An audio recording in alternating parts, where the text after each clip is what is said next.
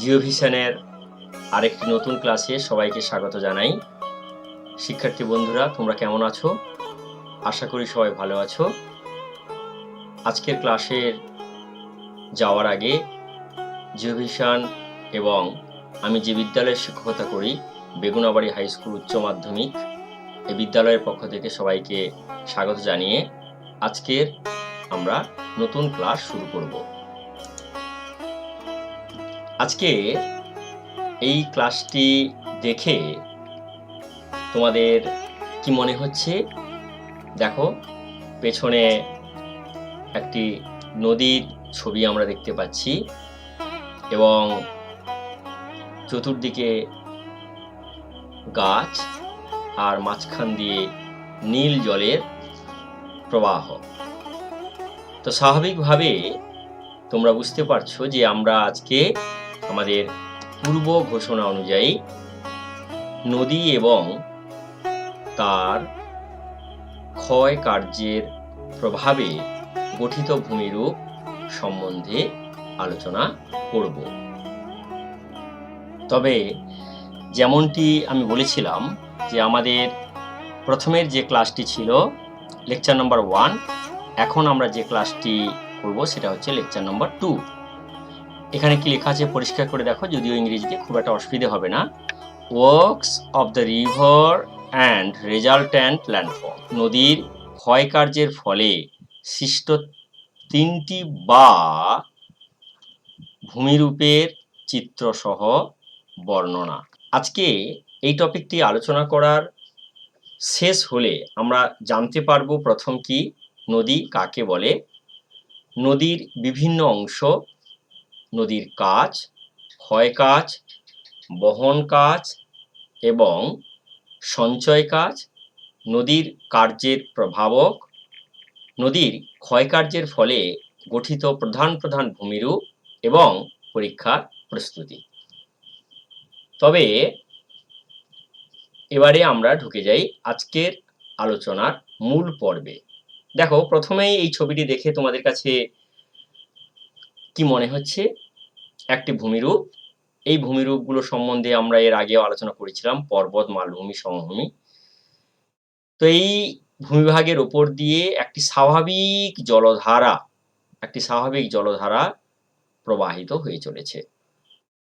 এই স্বাভাবিক জলধারাকে আমরা এক কথায় বলতে পারি নদী। কিন্তু ভৌগোলিক পরিভাষায় নদী আমরা কাকে বলবো? যে স্বাভাবিক জলধারা মাধ্যাকর্ষণ শক্তির টানে ভূমির ঢাল অনুসরণ করে কোনো উঁচু পর্বত থেকে পর্বত, মালভূমি, সমভূমি অর্থাৎ ভূমিভাগকে অতিক্রম করে কোনো জলভাগে পতিত হবে, এরকম একটি স্বাভাবিক জলধারাকে আমরা নদী বলবো বা নদী বলে।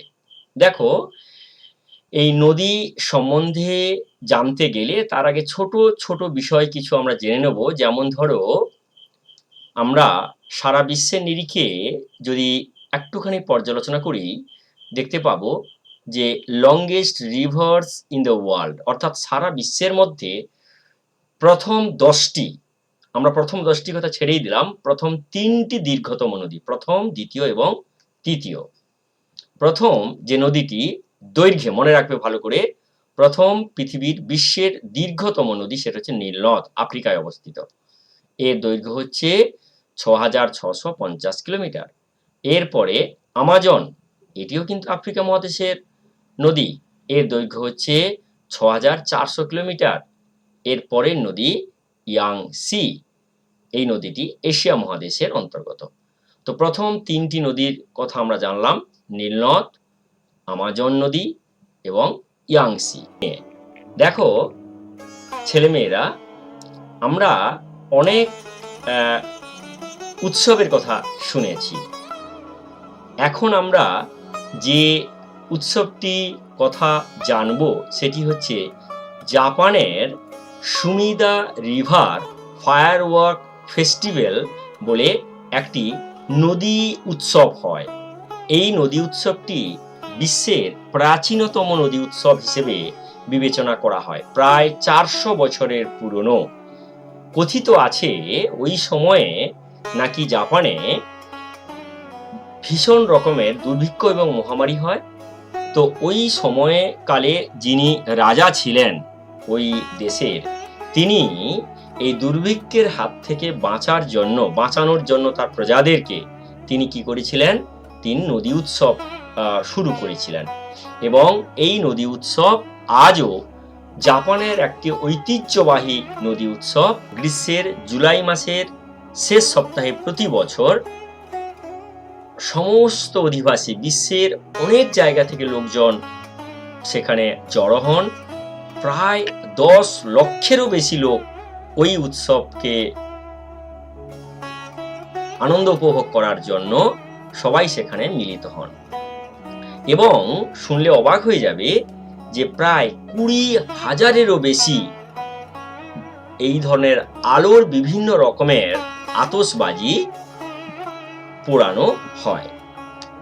এটা হচ্ছে সুমিদা, এটা যেটা আমরা জানলাম Sumida river fire works festival বলে। দেখো এরকম ধরনের এই যে ছবিগুলো দেখতে পাচ্ছ তোমরা, এত সুন্দর করে যে আতশবাজির আলোর কারুকার্য, এইদিকে নিচের দিকে দেখো। এবং আরেকটি ছবি দেখানোর চেষ্টা করছি আমি। দেখো টোকিওতে এই ধরনের অনুষ্ঠান হয়ে থাকে।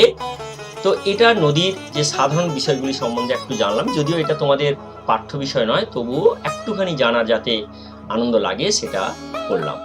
এরপরে তবে আমি ঢুকে যাচ্ছি মূল আজকের যে আলোচনা, নদী। দেখো একটু আগে আমি আলোচনা করেছিলাম একটি নদীর প্রথম যেটা আমরা আলোচনা করব নদীর বিভিন্ন অংশ সম্বন্ধে। এখানে দেখো মূল যে অংশটি আমরা আলোচনা করব সেটি হচ্ছে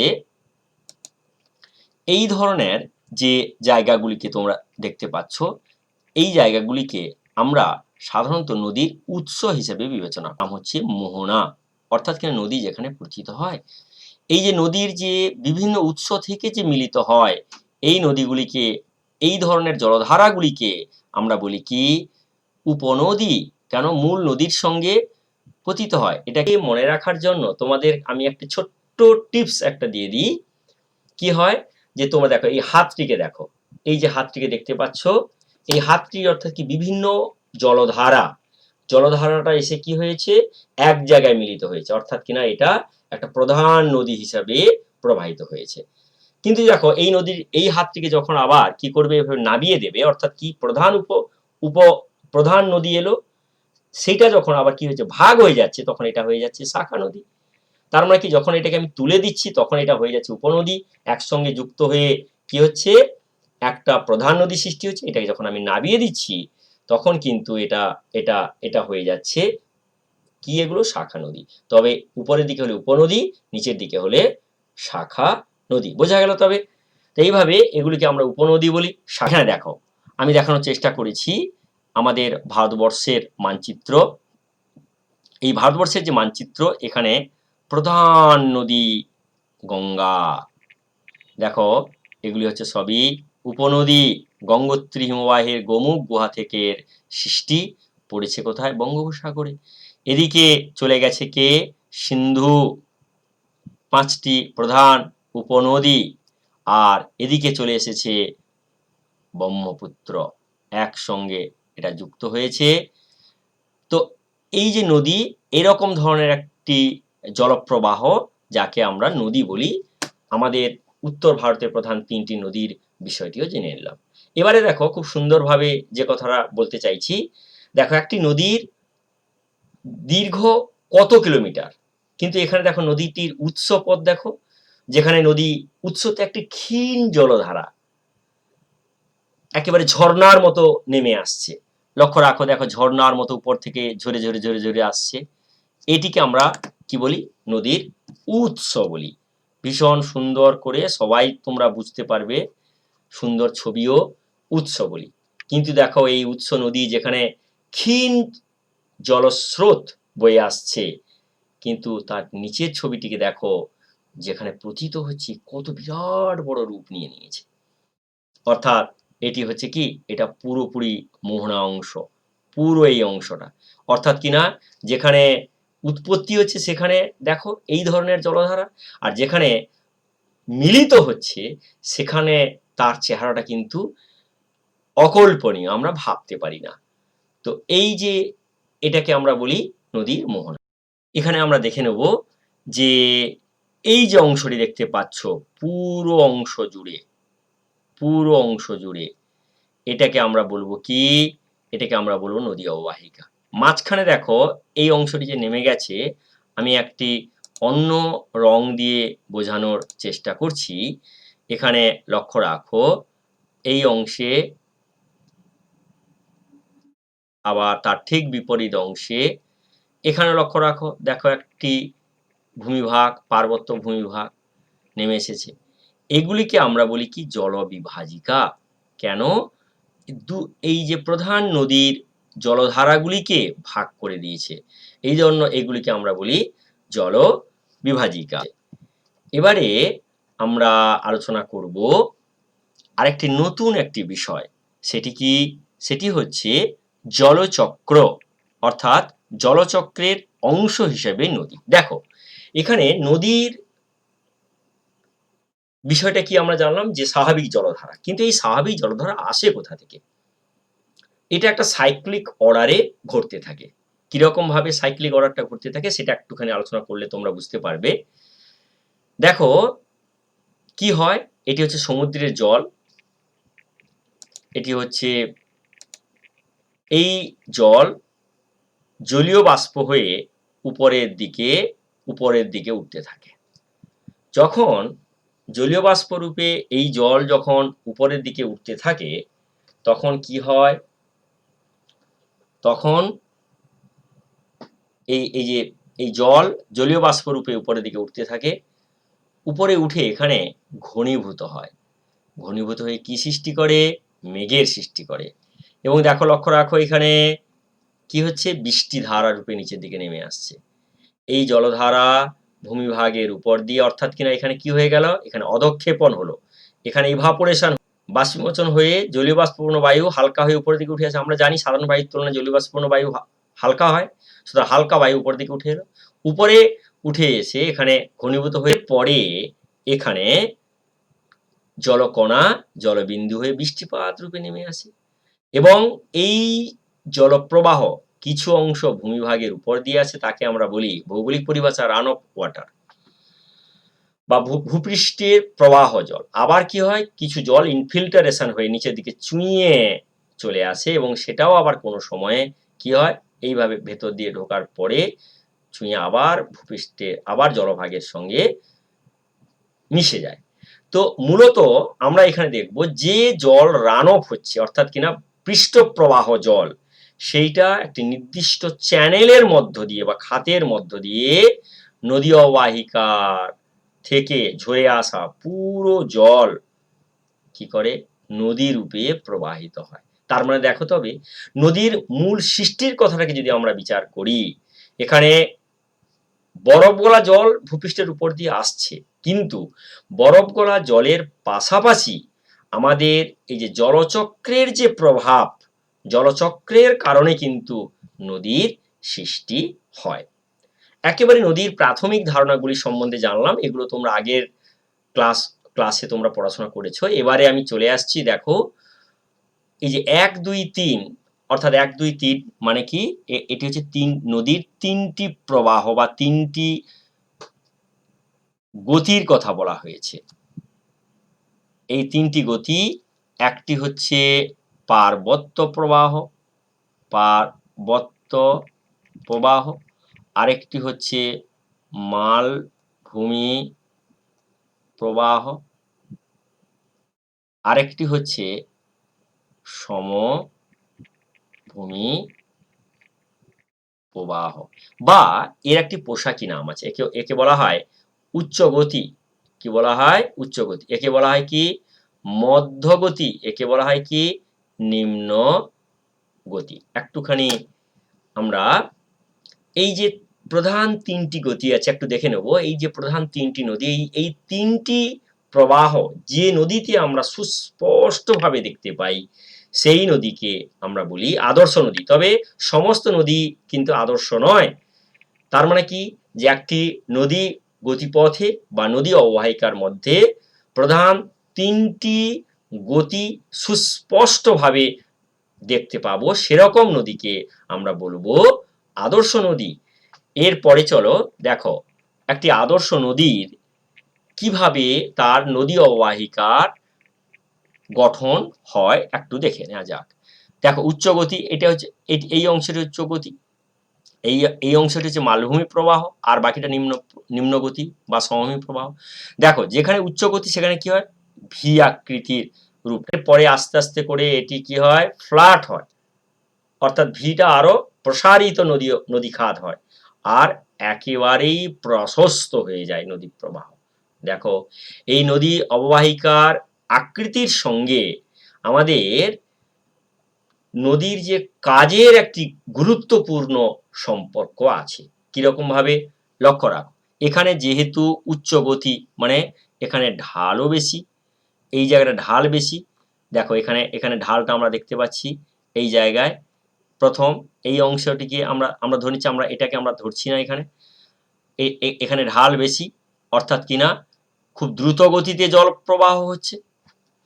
এরপরে দেখো একটু ঢাল কম, আস্তে আস্তে করে প্রবাহ হচ্ছে, আর এই জায়গাটা প্রায় সমান, মানে একবার ধীর গতিতে এঁকে বেঁকে প্রবাহিত হয়। দেখো এই গ্রেডিয়েন্ট, একে ভৌগোলিক পরিভাষা বলা হয় গ্রেডিয়েন্ট বা নদী পর্যায়, নদীর ঢাল, অর্থাৎ কিনা এই নদী পর্যায় বা নদীর যে গ্রেডিয়েন্ট, এর সঙ্গে সম্পর্ক রেখে মূল নদীর কাজটি ঘটে থাকে। এখানে ঢাল যেহেতু বেশি, তাই ক্ষয় কাজ হয়ে থাকে। ক্ষয় যখন করলো তখন মধ্যগতিতে কি করে, মধ্যগতিতে প্রবাহ হয়, অর্থাৎ কিনা যেটা ক্ষয় করলো তাকে বহন করে। তবে এখানে মূলত বহন কাজ বেশি করে হয়ে থাকে, বহন কাজ বেশি করে হয়। বাকি নিম্নগতিতে যাকে ক্ষয় করেছিল, উচ্চ গতিতে যাকে ক্ষয় করেছিল, মধ্যগতিতে যাকে বহন করেছিল, তাকে নিয়ে এসে কি করে দেয়, এখানে সঞ্চয় করে দেয়, অর্থাৎ কিনা নিম্নগতিতে সঞ্চয় কাজ বেশি করে ঘটে থাকে। এরপর আমরা জেনে নিলাম কি, যে নদীর বিভিন্ন গতিতে কাজগুলি হয়ে থাকে। এখানে আমরা এই কাজগুলি সম্বন্ধে আরেকটু ডিটেলে যাব। এক কি, খুব দ্রুত আলোচনা করব আমরা, factor affecting erosion and deposition. মূলত আমরা আজকে আলোচনা করব কি নিয়ে, ইরোশন নিয়ে, ক্ষয় নিয়ে আমরা আলোচনা করব, অর্থাৎ কিনা আমরা ক্ষয়, এখানে নদীর ক্ষয় নিয়ে আলোচনা করব। এক, নদীর velocity, gradient, channel shape, channel roughness আর ডিসচার্জ। অর্থাৎ এই যে প্রধান 4-5টি ফ্যাক্টর তোমরা দেখতে পাচ্ছ, এই 4-5টি ফ্যাক্টরের উপর নির্ভর করে নদীর ক্ষয় কাজ। প্রথমে চলো ভেলোসিটি, অর্থাৎ কিনা কত দ্রুত গতিতে কি করছে নদীটা বইছে। এটা নির্ভর করে কার উপরে, গ্রেডিয়েন্ট বা স্লোপের উপরে। আমি বলেছি এর আগে, স্লোপ যত বেশি হবে, কিরকম ভাবে, মনে করো একটি ঢালু কোনো অংশ নাও, ঠিক এই জায়গাটায়, এরপরে এখানে কি করবে, জল দিতে থাকো, খুব দ্রুত গতিতে জলটা বইবে। তার মানে কি, গ্রেডিয়েন্ট বা স্লোপ যত বেশি হবে তত নদীর ভেলোসিটি অর্থাৎ জলপ্রবাহের গতিও বেশি হবে, আর জলপ্রবাহের গতি যত বেশি হবে সেখানে ক্ষয় কাজ তত বেশি হবে।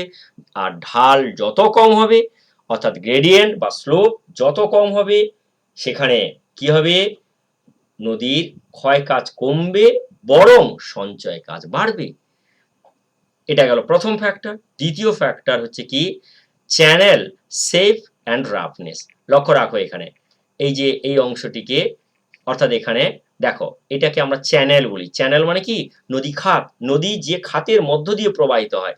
এই যে ব্লু অংশ দেখতে পাচ্ছ, এটি হচ্ছে পুরোপুরি জল, এই অংশটা পুরো জল, আর এটা হচ্ছে পুরো নদীর মূল যে চ্যানেল। দেখো এটি একটি চ্যানেল, এটা কিন্তু খুব পরিষ্কার একবারে, কোনো কোনো বাধা নেই। এখানে দেখো প্রশস্ত, আর এটা কিন্তু রাফনেস বেশি আছে। স্বাভাবিক কারণে, যেখানে রাফ মানে কি হয়, যে যে প্রচুর পরিমাণে নুড়ি কাকর বালি পাথর এগুলি নিচে জমা হয়ে আছে, এর ফলে কি হচ্ছে, বারবার ধাক্কা লাগছে। তার মানে কি হচ্ছে, কোনো সমতল অংশের মধ্য দিয়ে যদি খুব স্মুথ থাকে, আমরা ওর ওপর দিয়ে যদি স্লিপ, মনে করো আমরা যে প্লেগ্রাউন্ড, আমাদের যে বাচ্চাদের যে খেলার যে জায়গা যেখানে থাকে, সেখানে যে আমাদের যে স্লিপার থাকে, স্লিপারে কি হয়, যত স্মুথ হয় তত দ্রুত আমরা স্লিপ খেয়ে যেতে পারি। ঠিক একই রকম ভাবে যদি রাফ থাকে আমরা যেতে পারি না। এই জন্য কি হয়, যেখানে রাফনেস আছে সেখানে কিন্তু জলপ্রবাহ কম হবেই, এখানে কম হবে। কিন্তু এখানে কি হয়, রাফনেস যার কম, অর্থাৎ মসৃণ হয়, যে নদীর খাত মসৃণ হয়, সেখানে জলপ্রবাহ বেশি হয়, প্লাস আর এটা হচ্ছে মাইনাস। আমি এই দুটো সাইন দিয়ে বুঝিয়ে দিলাম। এরপরে লক্ষ্য রাখো, দেখো শেপ ভালো করে, চ্যানেল শুধু যে তার যে রাফনেস, যে কি হয় যে রাফ কতটা আছে বাধা সেটা নয়, তার সঙ্গে সঙ্গে তার আকৃতি কিরকম আছে, অর্থাৎ কিনা যেগুলিতে কি হয় সংকীর্ণ শেপ। দেখো খুব সংকীর্ণ, এখানে এখানে কি হবে জলপ্রবাহ খুব দ্রুত গতিতে যাবে, যেহেতু কেন কম জায়গার মধ্য দিয়ে জলটা প্রবাহিত হতে চাইছে, তো এর ফলে এখানে কি হবে স্বাভাবিকভাবে এখানে ক্ষয় কাজ হবে। দেখো ক্ষয় কাজ হবে, এ তো একেবারে খুব সুন্দর, এখানে না বোঝার কিছু নেই। কিন্তু যদি প্রশস্ত হয় আস্তে আস্তে করে যাচ্ছে, এখানে নদীর যে ভেলোসিটি বা ফোর্স, জলপ্রবাহের ফোর্স বা শক্তি কম, তো স্বাভাবিক কারণে তবে এখানে কি হবে, এখানে এখানে বহন বা সঞ্চয় যে কোনো একটি কাজ হতে পারে। তো স্বাভাবিক কারণে তবে আমরা এখান থেকে যেটা যে ফ্যাক্টরগুলি আমরা জানলাম, প্রথমে ভেলোসিটি নির্ভর করে, গ্রেডিয়েন্ট, ভেলোসিটিটা নির্ভর করে কার উপরে, গ্রেডিয়েন্ট বা নদীর ঢালের উপরে, চ্যানেল শেপ, রাফনেস, আমরা এই চারটি জিনিস খুব ডিটেল আলোচনা করলাম। এরপরে ডিসচার্জ কি আছে না, amount of water flow per unit time, আমরা ওখানে যে প্রথম যেটা আলোচনা করেছিলাম যে কত সেকেন্ডে কত কিউবিক জল, কত কিউবিক জল মানে এখানে এখানে কিউবিক মানে কি ভলিউমে বলা হচ্ছে, অর্থাৎ পুরো লুডু দেখেছো, এই যে লুডুর পুরো 6টি দিক, মানে কি 1 মিটার 1 মিটার 1 মিটার 1 মিটার, চতুর্দিক থেকে 1 মিটার 1 মিটার 1 মিটার, অর্থাৎ অর্থাৎ প্রতি সেকেন্ডে কত কিউবিক মিটার জল প্রবাহ হচ্ছে, সেটাকে তার নিরিখে আমরা নদীর আয়তনটাকে বিচার করি। এখানে ডিসচার্জ অ্যামাউন্টটাও কি হচ্ছে, অর্থাৎ কিনা কত পরিমাণ জল তার সাপ্লাই আছে, সাপ্লাই যত বেশি হবে তত দ্রুত গতিতে বইবে, এর ফলে কি হবে, এর ফলে ক্ষয় হবে।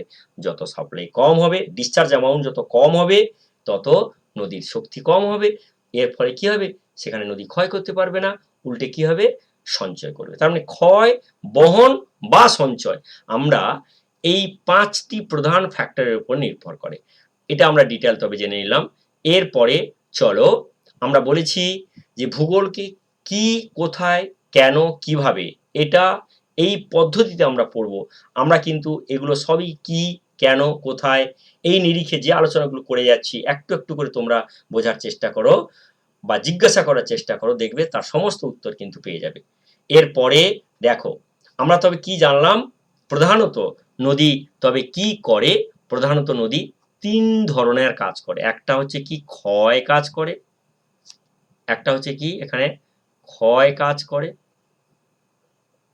তারপরে বহন করে, কেন যাকে ক্ষয় করে তাকে বহন করে, আর বাকি যে কাজটা করে সঞ্চয় করে।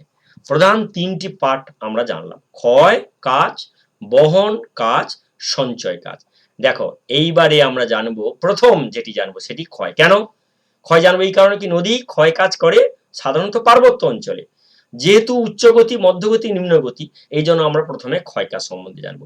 ক্ষয় কাজ প্রধানত 4টি পদ্ধতিতে করে।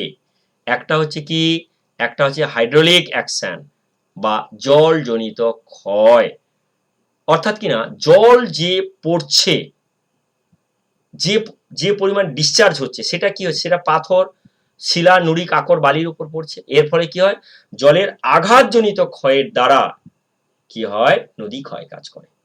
এরপরে যেটা যে ক্ষয় পদ্ধতি করে সেটি হচ্ছে অ্যাব্রেশন বা অবঘর্ষ। অবঘর্ষ ক্ষয়টা আসলে কিরকম না, যখনই কোনো নদী চ্যানেলের মধ্য দিয়ে কি হচ্ছে জল প্রবাহিত হচ্ছে, এখানে একটি পাথর এসে ধাক্কা মারলো, দেখো এখানে ছবিতে দেওয়া আছে খুব সুন্দর করে, ধাক্কা মারার ফলে কি করছে এখানে এই অংশটাকে ক্ষয় করে দিচ্ছে এবং এই অংশটা বেরিয়ে যাচ্ছে, দেখো খুব সুন্দর করে বোঝানো হয়েছে, একে বলা হয় অবঘর্ষ। এরপরে হচ্ছে অ্যাট্রিশন, ঘর্ষণ, অর্থাৎ কিনা কি করে যখন পাথর নিজেরা নিজেদের মধ্যে ক্ষয় করে, নিজেরা নিজেদের মধ্যে ক্ষয় করে, তাকে বলা হয় কি ঘর্ষণ। বোঝা গেল কি বললাম, অর্থাৎ নদী প্রবাহ হচ্ছে, নুড়ি, কাকর, বালি সেও প্রবাহিত হচ্ছে, আর প্রবাহিত হতে হতে নিজেরা নিজেদের মধ্যে ঠোকাঠুকি করছে। যেমন কি হয় যে ক্লাসরুমের মধ্যে ছেলেমেয়েরা নিজেরা মারামারি করে, ঠিক এরকম ভাবে নদী খাতের মধ্যেও যখন নুড়ি, কাকর, বালি প্রভৃতি প্রবাহিত হয়, তখন নিজেরা নিজেদের মধ্যে ঠোকাঠুকি লেগে কি হয়, ছোট ছোট অংশে বিভক্ত হয়ে যায়, তাকে বলা হয় ঘর্ষণ। আর আরেকটি নদীর প্রধান যে পদ্ধতিতে করে সেটি হচ্ছে সলিউশন বা দ্রবণ পদ্ধতিতে ক্ষয় করে। অর্থাৎ কি, নদী যখন কোনো দ্রাব্য শিলার কোনো অঞ্চলে দ্রাব্য শিলার ওপর দিয়ে প্রবাহিত হয়, তখন H2O ক্যালসিয়াম কার্বনেট কি করে, H2O CaCO2 যুক্ত হয়ে ক্যালসিয়াম বাইকার্বনেট ফরমেশন করে ফেলে। অর্থাৎ চুন জল যুক্ত হয়ে যেমন ফুটতে থাকে, সেরকম ভাবে কলিচুন ফরমেশন হয়। সেরকম ভাবে কোনো দ্রাব্য অংশে, চুনাপাথর অঞ্চলে সাধারণত এই ধরনের কাজ বেশি করে হয়ে থাকে। চুনাপাথর অঞ্চলের ওপর দিয়ে যখন নদী প্রবাহিত হয়, সেই অংশে কি হয়, সেই অংশে সলিউশন বা দ্রবণ প্রক্রিয়া কাজ করে। তবে কি হয়, জলজনিত ক্ষয়, প্রথমে লিখে নাও তোমরা, 1 নম্বরে জলজনিত ক্ষয়, তারপরে হচ্ছে অবঘর্ষ, তারপরে হচ্ছে ঘর্ষণ, তারপর হচ্ছে দ্রবণ। দেখো তোমরা এই অংশটি, এই ছবিটিকে তোমরা স্ক্রিনশট করে নিতে পারো। তোমরা যখনই মনে রাখবে, কিভাবে মনে রাখবে, দেখো যখনই এই অ্যারো সাইনটা থাকা মানে কি, আমি বলেছিলাম জিও ভিশন, দেখা, ভিশন করব আমরা। অর্থাৎ যখন চ্যানেলের মধ্য দিয়ে, যখন নদী চ্যানেলের মধ্য দিয়ে যখন আমরা জল প্রবাহিত হচ্ছে, আমরা নয় সরি, জল যখন প্রবাহিত হচ্ছে তখন কি হয়, ধাক্কা লাগে, তীরের মতো ধাক্কা লাগে। এই জন্য এই তীর দিয়ে বোঝানো হয়েছে হাইড্রোলিক অ্যাকশন, অর্থাৎ কিনা জল জনিত ক্ষয়। এরপরে লক্ষ্য রাখো এখানে কি হচ্ছে, যে অ্যাব্রেশন বা অবঘর্ষ, অবঘর্ষ অবঘর্ষ অর্থাৎ কিনা কি হচ্ছে, যে খাত এবং শিলানুড়ি, কাকর, এরা পরস্পর ধাক্কা লাগছে, পরস্পর ধাক্কা লাগার ফলে যে ক্ষয়টা হয়। তবে আমরা তীর দিয়ে বুঝলাম কি জলজনিত ক্ষয়। এরপরে আমরা অ্যাট্রিশন বা ঘর্ষণ, অর্থাৎ কিনা নিজেরা নিজেদের মধ্যে ধাক্কা ঠোকাঠুকি লাগছে। আমরা দুটো পাথরের চোখ বন্ধ করে এই পাথর এবং এই অ্যারো সাইনটার কথা আমরা মাথায় রাখবো, সুতরাং আমাদের মাথায় থেকে যাবে এটা। এইভাবে করে আমরা এটাকে মনে রাখতে পারি। তবে আর বাকি থাকছে দ্রবণ। তো এখানে তবে জলজনিত ক্ষয়, 1 নম্বর জলজনিত ক্ষয়, তারপরে অবঘর্ষ, তারপরে হচ্ছে ঘর্ষণ, আর হচ্ছে দ্রবণ। যদিও আমরা এটাকে এখানে আমাদের জানার দরকার নেই। তো এখানে তবে দ্রবণ, এখানে লক্ষ্য রাখো, আমি আরেকটি ছবি দিয়ে বোঝানোর চেষ্টা করেছি। দেখো এখানে জলজনিত ক্ষয় কিভাবে ক্ষয় করছে, অ্যাব্রেশন দেখো কিভাবে ধাক্কা লাগছে, দ্রবীভূত হচ্ছে, আর অ্যাট্রিশন বা ঘর্ষণ, যা কিনা কি করছে, নিজেরা নিজেদের মধ্যে ঠোকাঠুকি করছে। তবে এ পর্যন্ত আমরা যেটা জানলাম, খুব সহজে বুঝলাম যে ক্ষয় কাজ, কাজের প্রভাবক এবং ক্ষয় কাজ কোন 4টি পদ্ধতিতে করে। এরপরে চলো বহন কাজ। কেন, দেখো এটা মাথায় রাখতে হবে যে ক্ষয় কাজ করছে মানে তাকে কিন্তু বহন করতে হবে। অর্থাৎ কি হয়, যে ক্ষয় করলো তার উচ্চ গতিতে, সেই মেটেরিয়ালস গুলোকে নিয়ে যাবে কি করে, সেটাকে ওইখানে কি ফেলে দিচ্ছে না, ওকে আবার নদী বহন করে, বয়ে নিয়ে যায়। অর্থাৎ এই যে বয়ে নিয়ে যাওয়ার পদ্ধতিকে বলা হয় নদীর বহন কাজ। আর বহন করছে মানে সঞ্চয় করে, আমরা সঞ্চয় পরে আসছি, বহন। এখানে বহন করার ক্ষেত্রে খুব সুন্দর একটি ছবি দিয়ে বোঝানোর চেষ্টা করেছি, ভীষণ সুন্দর। দেখো প্রথম কথা হচ্ছে কি, সলিউশন বা দ্রাব্য অবস্থায় বহন করে, দ্রাব্য অর্থাৎ দ্রবীভূত ভাবে কি করে, জলে গুলে যায়, গুলে গিয়ে তাকে সলিবল মেটেরিয়াল রূপে বা দ্রাব্য পদার্থ রূপে তাকে বয়ে নিয়ে যায়। 1 নম্বর চলে গেল। দ্বিতীয় নম্বর, দেখো এখানে আমরা যে ছবিটিকে বোঝানোর চেষ্টা করেছি সেটা হচ্ছে ট্রাকশন, বা যাকে ইংরেজিতে বলা হয় বাউন্সিং, সরি বাউন্সিং নয়, এটা হচ্ছে রোলিং বলা হয়, রোলিং। বা কি করে, যেমন যেমন ছেলেমেয়েরা তোমরা যারা কি করো, যে মনে করো যে গ্রাউন্ডের মধ্যে বড় কাঠ আছে, ঠিক আছে, রোলিং বড় কাঠ আছে, এই কাঠটিকে কি করতে হবে, এক স্থান থেকে অন্য স্থানে নিয়ে যেতে হবে। মনে করো খেলার মাঠে কোনো একটা প্রান্তে কাঠ, বড় লক কাঠ পড়ে আছে, সেটাকে আমরা কি করে নিয়ে যাবো, গড়িয়ে গড়িয়ে নিয়ে যাব। ঠিক সেরকম ভাবে নদী ক্ষয়কার্যের ফলে যে বড় বড় পাথরগুলিকে ক্ষয় করে ফেলে তাকে কি করে? তাকে এরকমভাবে গড়িয়ে, গড়িয়ে, গড়িয়ে, গড়িয়ে নিয়ে যায়। একে বলা হয় রোলিং বা ট্রাকশন। আর আরেকটি হচ্ছে সল্টেশন বা বাউন্সিং বলা হয়। বাউন্স করে। আমরা ক্রিকেট খেলার সঙ্গে বল বাউন্স করে, লাফিয়ে, লাফিয়ে যায়। সেরকমভাবে যেগুলো মাঝারি মাপের যে নুড়ি-কাকর পাথর সেগুলোকে কি করে নদী লাফিয়ে, লাফিয়ে অর্থাৎ কি একটা জায়গায় পড়ল, কিছুটা লাফিয়ে গিয়ে আবার চলে গেল। এরকমভাবে লাফিয়ে, লাফিয়ে, লাফিয়ে, লাফিয়ে যায়। তাকে বলা হয় কি? তাকে বলা হয় বাউন্সিং বা সল্টেশন। এরপরে হচ্ছে কি? সাসপেনশন অর্থাৎ কিনা পুরোপুরি ভাসমানভাবে যেগুলো খুব সূক্ষ্ম দানার নুড়ি-কাকর বালি এগুলো সেগুলোকে কি করে সোজাসুজি একবারে ভাসিয়ে নিয়ে চলে যায়। যেমন দেখো এখানে মাছের ছবি আছে। মাছটা যেমন ভেসে যাচ্ছে ঐরকম ভাবে পুরো। তবে প্রধান ৪ টি পদ্ধতি। একটি হচ্ছে কি? একটি হচ্ছে ভাসমান। ভাসমান পদ্ধতিতে তবে নদী বহন করে। আরেকটি হচ্ছে গড়িয়ে, গড়িয়ে, গড়িয়ে, গড়িয়ে পদ্ধতিতে নদী তার ক্ষয়জাত পদার্থকে বহন করে। আরেকটি কি লাফিয়ে, লাফিয়ে লম্ফদান প্রক্রিয়া। লম্ফদান প্রক্রিয়া, লম্ফদান। আর আরেকটি হচ্ছে কি দ্রাব্য বা দ্রবীভূত অবস্থায় কি করে তার ক্ষয়জাত পদার্থগুলিকে বহন করে। তবে এ পর্যন্ত আমরা যেটা জানলাম বহন কাজ কিভাবে নদী করে, কোন, কোন পদ্ধতিতে করে সেটা আমরা ডিটেইল জানলাম। এরপরে আমরা আস্তে, আস্তে করে মূল কোর বিষয়ে ঢুকে যাচ্ছি। এখানে কি দেখো টাইপস অফ দ্য রিভার এই ৩ ধরনের ক্ষয় কাজ হচ্ছে গুরুত্বপূর্ণ ক্ষয় কাজ। কেন?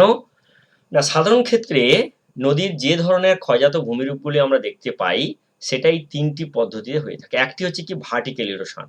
অ্যারো সাইনটা আমি নিচের দিকে দিলাম। উলম্ব ক্ষয়, নিচের দিকে ক্ষয় করে। হেডওয়ার্ড ইরোশন, পেছনের দিকে অর্থাৎ উৎসের দিকে ক্ষয় করে। আরেকটা হচ্ছে ল্যাটেরাল অর্থাৎ কিনা অ্যারো সাইনটা আমি ২ দিকে দিলাম। পাশাপাশি ক্ষয় করে। একটা তবে কি ভার্টিক্যাল ইরোশন মানে উলম্ব ক্ষয়, নিম্নমুখী ক্ষয়। হেডওয়ার্ড ইরোশন মানে উৎসমুখী ক্ষয়। মানে কি? এটা কিরকম ব্যাপারটা হয়? একটুখানি ভালো করে একটু বললেই বুঝতে পারবে। মনে করো নদী এই ধরনের উৎস থেকে মোহনার দিকে আসছে। যখনই কি করে আস্তে, আস্তে করে বিভিন্ন কারণে নদী তার পেছনের দিকে ক্ষয় করতে থাকে। অর্থাৎ উৎসের দিকে ক্ষয় করতে থাকে। তখন তাকে বলা হয় মস্তকমুখী ক্ষয়। আরেকটা হচ্ছে ল্যাটেরাল ইরোশন বা পার্শ্ববর্তী ক্ষয়। অর্থাৎ এইভাবে প্রশস্ত পুরো পরপর কি করে নদীর অববাহিকাটা প্রশস্ত হতে থাকে, পার্শ্বমুখী ক্ষয় হয়। তবে ৩ ধরনের ক্ষয়। এই ৩ ধরনের ক্ষয়ের ফলেই কিন্তু বিভিন্ন ধরনের নদীর ল্যান্ডস্কেপগুলি গঠিত হয়। এবারে আমরা চলো। এখানে দেখো প্রত্যেকটি জিনিস আমি বলেছিলাম যে রিডিং প্রসেস, কি questions and guiding concept, who, why, how, where, what, when. আমি বলেছি যে তোমাদেরকে যখন আমি পড়াবো, আমি কিন্তু একদিনে পড়াচ্ছি না। আমি যখনই ক্লাস নেব তোমাদের প্রত্যেকটি এই কি কোয়েশ্চেনস অ্যান্ড গাইডিং কনসেপ্টের মেথডসকে বুঝিয়ে দিয়ে আমি করব। হু, হোয়াই, হাউ, হোয়ার, হোয়াট এবং হোয়েন অর্থাৎ কিনা কে, কেন, কি, কেন, কোথায়, কিভাবে এবং কি আর কখন। এই যে ইংরেজি শব্দগুলি, এই শব্দগুলিকে আমরা আস্তে, আস্তে করে ব্যাখ্যা করে, করে যাব। চলো। প্রথমে আমরা নদীর ক্ষয়কার্যের ফলে যে প্রথম যে ভূমিরূপটি আমরা আলোচনা করব সেটি হচ্ছে কি আই ভি শেপড ভ্যালি অর্থাৎ কিনা আই এবং ভি আকৃতি নদী উপত্যকা। দেখো আই এবং ভি আকৃতি নদী উপত্যকা কি আসলে? নদীর উচ্চ গতিতে যখন ইংরেজি আই অক্ষরের মতো, লক্ষ্য রাখো এখানে, দেখো এখানে ভার্টিক্যাল কি করে নিচের দিকে, ভার্টিক্যাল মানে উলম্ব ক্ষয়ের ফলে যখন ইংরেজি আই অক্ষরের আকৃতির যে নদী উপত্যকা গঠন করে তাকে বলা হয় আই আকৃতি নদী উপত্যকা। এই আই আকৃতি নদী উপত্যকা সময়ের পরিবর্তনের সঙ্গে সঙ্গে কি হয় আস্তে আস্তে করে দেখো এটি আই ছিল একটা সময়, কিন্তু কি হয়েছে আস্তে আস্তে করে এটা ক্ষয় হয়ে চলে গেছে।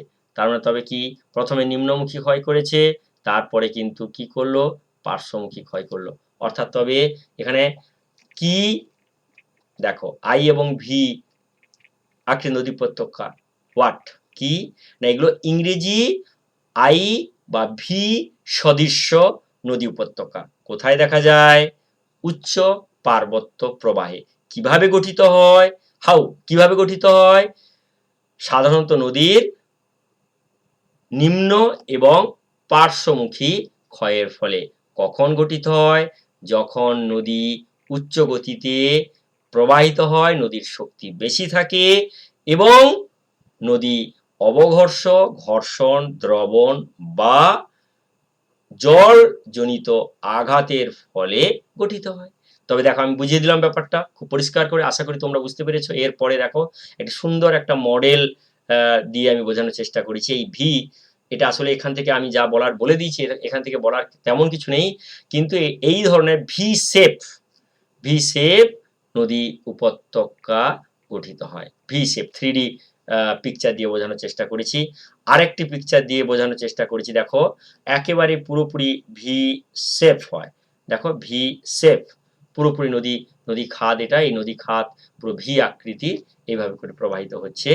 তোমরা আশা করছি বুঝতে পেরেছো। এরপরে দেখো একেবারে দেখতে অরিজিনাল কিরকম লাগে, পুরোপুরি নদীর যে ভি আকৃতি নদী উপত্যকা, এটাকে ঠিক এইরকম ভাবেই লাগে। দেখো পুরো নদী খাদ বয়ে যাচ্ছে, আর এটাকে দেখো পুরোপুরি ভি শেপ। এবং এখানে আরেকটি ছবি দিয়ে বোঝানোর চেষ্টা করেছি, খুব সুন্দর সুন্দর ছবি। আমি বলেছি জিওভিশন, অর্থাৎ আমরা ভিজুয়ালাইজ করব। এখানে আরেকটি ভি আকৃতি নদী উপত্যকা, যেখান থেকে আমরা খুব সুন্দরভাবে ধারণাটা বুঝতে পারবো। এরপরে আমরা যে বিষয়টি নিয়ে আলোচনা করব সেটি হচ্ছে, দেখো গিরিখাত। দেখো আই এবং ভি আকৃতি নদী উপত্যকা যখন কি করে, খাড়াভাবে আরো কাজ করে, এবং দেখো এই অংশগুলো যখন খাড়া হয়ে যায়, লক্ষ্য রাখো, দেখো এই অংশ পুরো খাড়া হয়ে গেছে, দেখো এই অংশটাও খাড়া, পুরোপুরি খাড়াভাবে নেমে যায়। এটি একটি গিরিখাত, অর্থাৎ জাম্বেজি নদী। এটি হচ্ছে আফ্রিকা মহাদেশের চতুর্থ দীর্ঘতম নদী। এই চতুর্থ দীর্ঘতম নদীটি যে গিরিখাত আমরা দেখতে পাচ্ছি এটা। তবে গিরিখাত কাকে বলে, কোথায় দেখা যায়, কিভাবে সৃষ্টি হয়, সবটাই ওই কি, কোথায়, কেন, কিভাবে, কখন মাথায় রাখো। দেখো এখানে যখন আই বা ভি আকৃতি নদী উপত্যকা আর্দ্র ক্রান্তীয় অঞ্চলে গভীরভাবে খাড়াভাবে কি করে, নিম্নমুখী ক্ষয় করে এবং উপত্যকাগুলি খুব খাড়া হয়ে যায়, সেই ধরনের নদী উপত্যকাকে বলা হয় গিরিখাত। তবে গিরিখাত কি বললাম, কেন সৃষ্টি হয় সেটাও আমি বলে দিলাম, এবং কোথায় সৃষ্টি হয় সেটাও বললাম।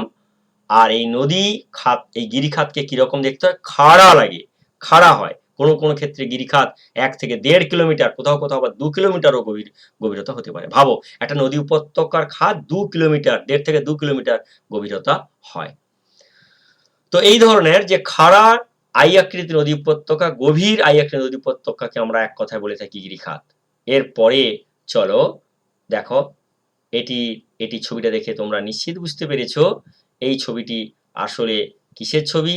এই ছবিটি হচ্ছে আসলে একটি ক্যানিয়নের ছবি, গ্র্যান্ড ক্যানিয়নের ছবি।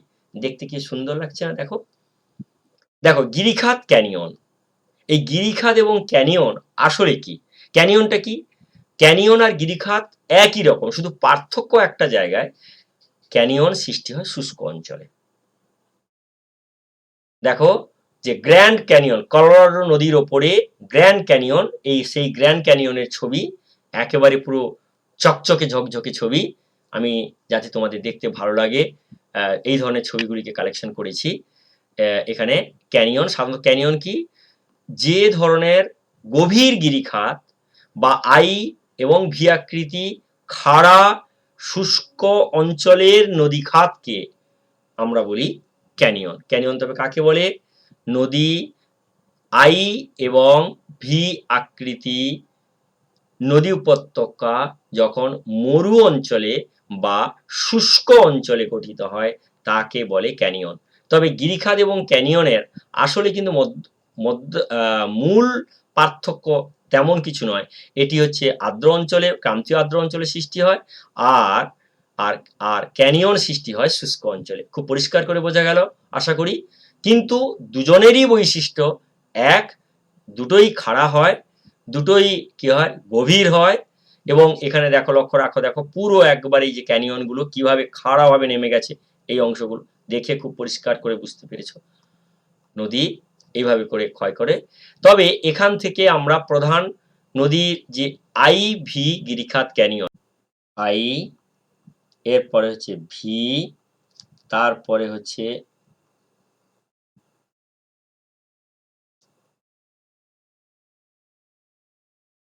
গিরিখাত এবং ক্যানিয়ন।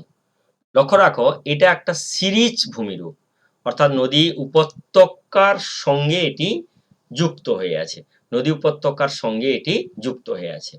এই জন্য এটাকে আমরা পুরো একটা একসঙ্গে যখনই আমরা পড়বো আইভি গিরিখাত ক্যানিয়ন, এইভাবে মনে রাখবো, আইভি গিরিখাত ক্যানিয়ন, আইভি গিরিখাত ক্যানিয়ন, এইভাবে করে আমরা মনে রাখবো। অর্থাৎ প্রথমে আই আকৃতি নদী উপত্যকা গঠন হবে, তারপরে ভি, তারপরে গিরিখাত, তারপরে ক্যানিয়ন।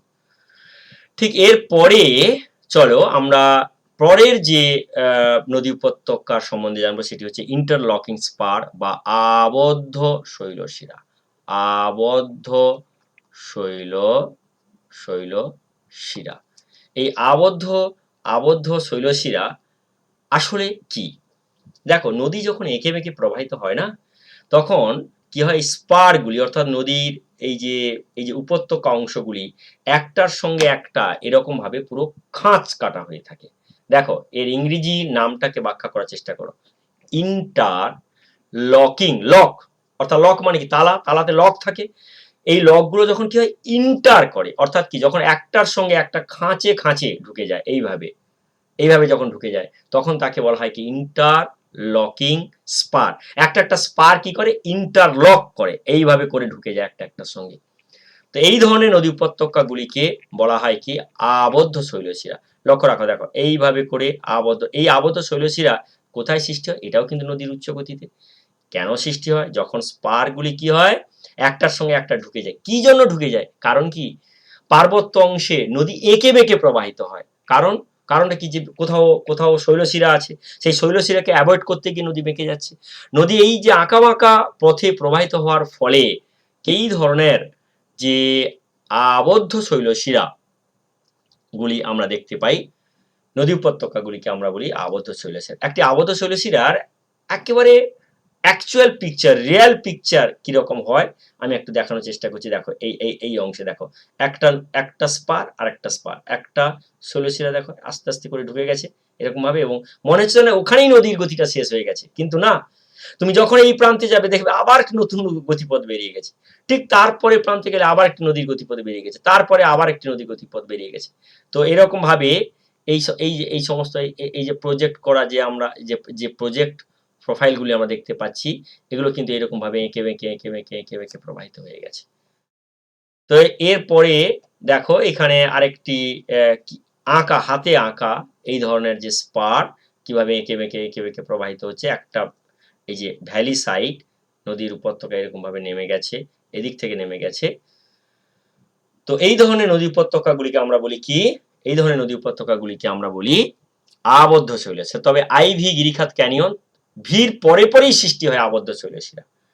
এরপরে জলপ্রপাতের ছবি দেখো, লক্ষ্য রাখো, জলপ্রপাত, জল যখন কি করে প্রপাত করে, অর্থাৎ পড়তে থাকে, তার মানে কি হয়, নদীর উলম্ব গতিপথে যখন জল কোনো উঁচু অংশ থেকে নিচের দিকে খাড়াভাবে মাধ্যাকর্ষণ শক্তির টানে নিচের দিকে যখন পড়তে থাকে, সেই ধরনের জলপ্রবাহ বা ল্যান্ডস্কেপ বা ভাস্কর্যকে আমরা বলি কি, জলপ্রপাতগুলিকে আমরা বিভিন্ন নামে ডেকে থাকি। এর ধারাবাহিক নাম আছে, এই নামগুলিকে আমি একটুখানি এখানে লেখার বা বলার চেষ্টা করছি।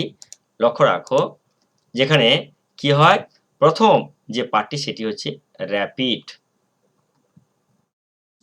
তারপরে হচ্ছে কাসকেড,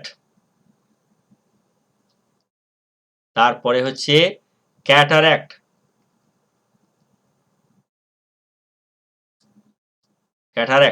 হাতের অক্ষরটি একটু বুঝে নেওয়ার চেষ্টা করবে, আমি যেভাবে বলছি, র্যাপিড, ক্যাটারাক্ট এবং র্যাপিড, কাসকেড এবং ক্যাটারাক্ট। তো এই যে ৩টি স্টেপ বললাম না, এই ৩টি স্টেপ কিভাবে গঠন হয়। প্রথমে কিন্তু জলপ্রপাতের সৃষ্টি হয় না, প্রথমে সৃষ্টি হয় কি র্যাপিড।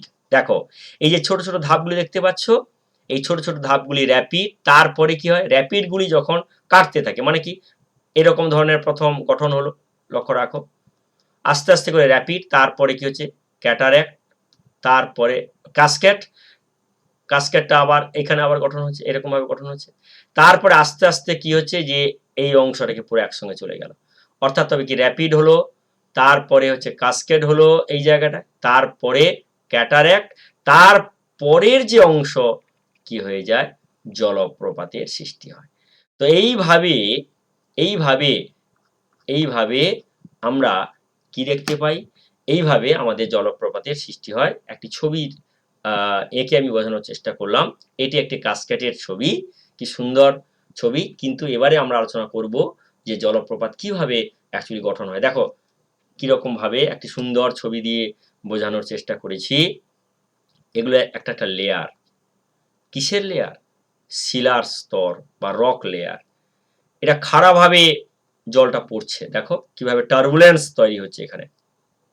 এই যে টার্বুলেন্স গুলো যে তৈরি হচ্ছে, এই টার্বুলেন্স থেকে বিভিন্ন ধরনের আবার ভূমিরূপের সৃষ্টি হয়, সেটা আমি পরে আসছি। তো এই যে খাড়াভাবে যখন কি হয় জল পড়তে থাকে কোনো উঁচু অংশ থেকে, তাকেই আমরা জলপ্রপাত বলি।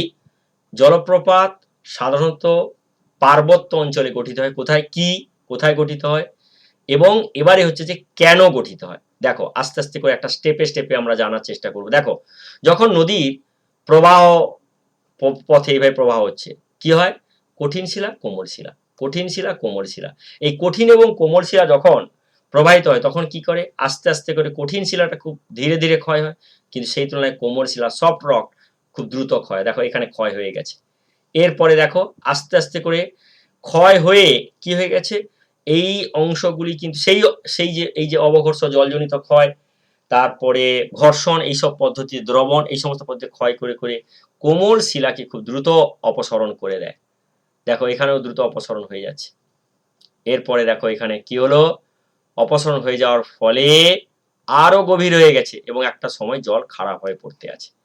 তো এইভাবে কিন্তু এই পর্যায়ক্রমিক পদ্ধতিতে কি হয় জলপ্রপাতের সৃষ্টি হয়। তার মানে তবে জলপ্রপাতের সৃষ্টি কি কারণ হয়, নদীর প্রবাহ পথে যদি কঠিন এবং কোমল শিলা অবস্থান করে, সেটা তির্যকভাবে হতে পারে বা উলম্বভাবেও কোনো কোনো ক্ষেত্রে হতে পারে, বা বা অনুভূমিকভাবে ও কোনো কোনো ক্ষেত্রে হতে পারে। যেভাবেই অবস্থান করুন না কেন, বিশেষ করে অনুভূমিক এবং তির্যকভাবে অবস্থান করলে কঠিন শিলার তুলনায় কোমল শিলা খুব দ্রুত ক্ষয় হয়, এবং কোমল শিলা দ্রুত ক্ষয় অপসারিত হয়ে গেলে কঠিন শিলা সেই তুলনায় ক্ষয় হয় না। এর ফলে জল কি হয় উপর থেকে নিচের দিকে পড়তে থাকে এবং এর ফলে জলপ্রপাতের সৃষ্টি হয়। তবে জলপ্রপাত কি, কোথায় সৃষ্টি হয় এবং কিভাবে গঠিত আলোচনা করলাম। এবারে চলো আরেকটি বিষয় নিয়ে আলোচনা করব। খুবই সুন্দর লাগছে এটি একটি জলপ্রপাত, নায়াগ্রা জলপ্রপাতের কথা একটুখানি দেখব। বিশ্বের সব থেকে সুন্দর জলপ্রপাত। একটুখানি এই জলপ্রপাতের ইতিবৃত্ত একটু জেনে নেওয়া যাক। দেখো এই জলপ্রপাতের মোট 3টে ড্রপ হয়। ড্রপ মানে কি পড়া, মানে 3টি স্টেজে পড়ে, 3টে ড্রপ হয়। এটি আসলে এটি একটি ক্যাটারাক্ট টাইপের জলপ্রপাত। বোঝা গেল। এর মোট হাইট কত, 51 মিটার, অর্থাৎ কিনা ভাবো 51 মিটার দৈর্ঘ্য থেকে পড়ে, অর্থাৎ কিনা প্রায় 167 ফিট, প্রায় 167 থেকে 68-70 এরকম একটা হবে। ভাবো যে 51 মিটার উপর থেকে, মানে 167 থেকে 68 ফিট উপর থেকে পড়ে, এবং সব থেকে বড় যে লম্বা যে যে ড্রপটি আছে সেটি হচ্ছে 30 মিটার বা প্রায় 98 থেকে 100 ফিট। এবং টোটাল নদীটির ওই যে জলপ্রপাতের যে প্রশস্ত, সেটি হচ্ছে ভীষণই মার্ভেলাস, যেটা কিনা প্রায় 2160 মিটার, মানে প্রায় 2 কিলোমিটারেরও বেশি। ভাবো 2160 মিটার, ভাবো যে 2 কিলোমিটারের মতো প্রশস্ত এরকম অঞ্চল জুড়ে পুরো জলটা পড়ছে, তার মানে কি এটি হচ্ছে বিশ্বের সব থেকে সুন্দর জলপ্রপাত। এই জন্য এটাকে একটুখানি তোমাদেরকে আমি জানিয়ে দিলাম। তবে জলপ্রপাত কি, কিভাবে সৃষ্টি হয়, আর একটি একেবারে স্পেশাল উদাহরণ দিয়ে বললাম। এরপরে চলো জলপ্রপাতের পরে আমরা পরের যে ভূমিরূপ তবে আলোচনা করব। এর আগে পর্যন্ত আমরা জেনে নিলাম আইভি গিরিখাত ক্যানিয়ন, তারপরে আমরা আবদ্ধ শৈলশিরা, তারপরে আমরা জানলাম জলপ্রপাত। এরপরে আমরা যেটা জানবো, জলপ্রপাতের ঠিক পরে পরেই সৃষ্টি হয়, জলপ্রপাত হলেই দেখা যায়, সেটি হচ্ছে কি পাঞ্চ পুল বা প্রপাত কূপ। ইংরেজিতে আমরা, বাংলায় আমরা বলি প্রপাত কূপ, প্রপাত কূপ। এই যে এই প্রপাত কূপ, এই প্রপাত কূপটা আসলে কি, যখনই কোথাও জলপ্রপাতের সৃষ্টি হয়, জল তখন কি করে, খুব দ্রুত গতিতে পড়তে থাকে। এর ফলে এই নিচের অংশটা কি হয়, গর্ত হয়ে যায়, খাত মতো হয়ে যায়। একেই বলা হয় প্রপাত কূপ। দেখো আরেকটি সুন্দর ছবি দিয়ে ব্যাখ্যা করলে বুঝতে পারবে।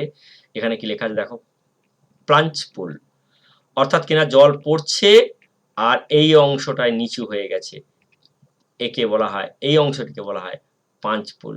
এই অংশটিকে, এটা তো জল প্রবাহিত হয়ে যাচ্ছে, বোঝা গেল। তবে পাঞ্চ পুল কি, জলপ্রপাতের জলের পতনের ফলে জলপ্রপাত অংশে যে বর্তুলাকার গর্তের সৃষ্টি করে বা গোলাকার যে গর্তের সৃষ্টি করে তাকেই বলা হয় প্রপাত কূপ, বা ইংরেজিতে বলে পাঞ্চ পুল। কোথায় সৃষ্টি হয়, জলপ্রপাত অংশে, নদীর উচ্চ গতিতে। কেন সৃষ্টি হয় সেটা বলে দিলাম, দেখতে কিরকম হয় তাও বলে দিলাম। এরপরে আমরা চলে আসছি আরেকটি গুরুত্বপূর্ণ ভূমিরূপ, সেটি হচ্ছে কি, সেই ভূমিরূপটি হচ্ছে মন্থকূপ। দেখো মন্থকূপ, লক্ষ্য রাখো এখানে নদী যখন কি হয়, এর এর এই ছবিটি আছে, আরেকটি ছবি আমি সহজ ছবি একটা এঁকে দেবো, এরকম ধরনের ছবিও আমরা আঁকতে পারি।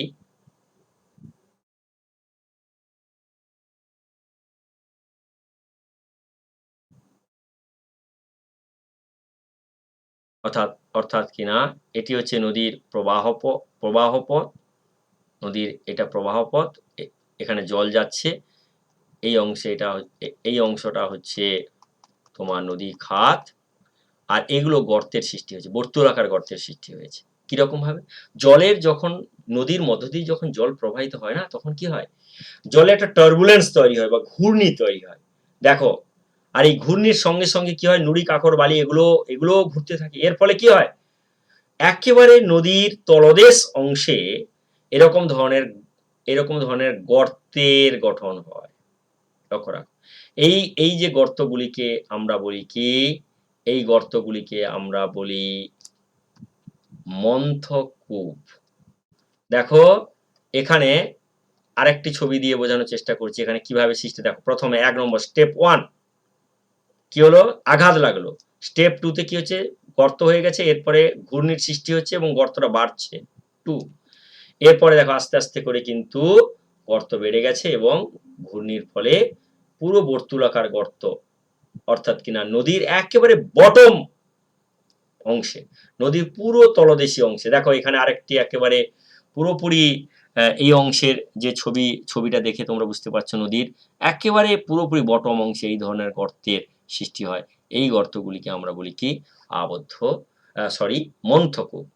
তবে আমরা নদীর ক্ষয়কার্যের ফলে যে ধরনের ভূমিরূপগুলি জানলাম, তার অ্যাট এ গ্লান্স আইভি গিরিখাত ক্যানিয়ন, তারপরে হচ্ছে আবদ্ধ শৈলশিরা, তারপরে হচ্ছে জলপ্রপাত। এখানে একটি কথা বলে রাখা দরকার আছে, আবদ্ধ শৈলশিরা যখন খুব দ্রুত গতিতে জলপ্রবাহ হয় তখন কি হয়, তার প্রবাহ পথ সোজা করে নেয় এবং এর ফলে যে নতুন ভূমিরূপের সৃষ্টি হয় তাকে বলা হয় কর্তিত শৈলশিরা বা ট্রাঙ্কেটেড স্পার বলা হয়। ওখানে আমি বলতে ছেড়ে গেছিলাম, এখানে এইটি বলে দিলাম, তোমরা নোট করে নেবে। এরপরে জলপ্রপাত যে কথা বলেছিলাম, জলপ্রপাতের পরেই আমি চলে এলাম প্রপাতকূপ, তারপরে আমি যে বিষয়টি নিয়ে আলোচনা করলাম সেটি হচ্ছে মন্থকূপ।